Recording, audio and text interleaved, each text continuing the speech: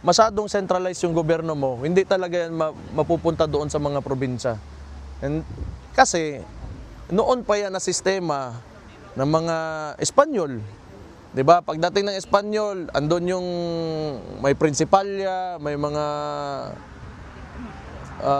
tawag diyan na gobernadorcillo, tapos i-assign nila. System of patronage yan. Okay?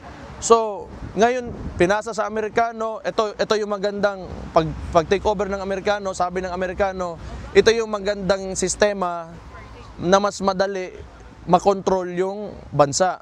Pero, you know, nagbabago yung panahon eh.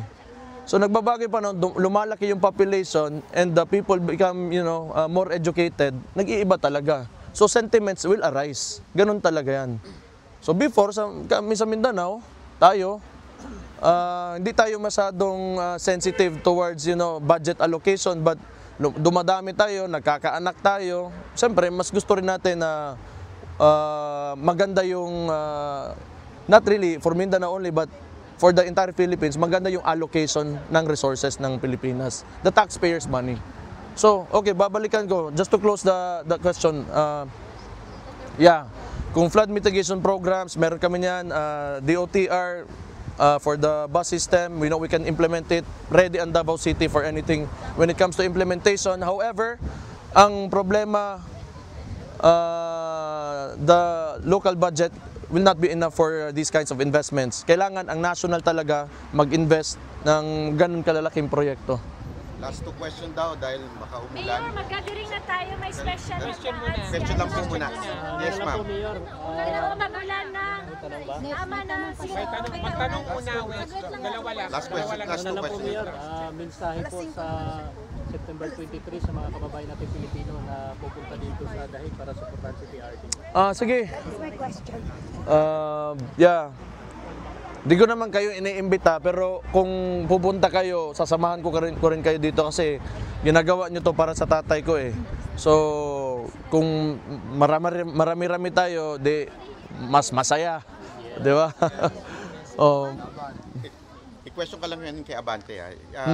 Any comment dun sa sinabi ni Abante about your comment na PR stunt lang, tapos eventually your brother na sumagot din? Hindi ko alam kung bakit siya sumagot, hindi ko naman siya kausap. Tapos natalo man siya. Kaibigan niya lang yung Comelec. Yung tao na yan. Ba't ako makikinig sa kanya? Well, anyway, sinagot siya ng kapatid ko. Transparent naman yung DPWH at yung kapatid ko kung gusto talaga nilang tingnan. Wala kaming problema dyan. Kayo yung may problema, tingnan nyo yung mga sarili nyo, mga ulol. Ugok, yun. Last question. Last question na kay Mayor. From your Pinoy media, what is your good advice to the Filipino people around the world that is coming here for September during the presentation of legal case of the former president? Yeah, we just have to remain optimistic, and prayers are very powerful. And just be here.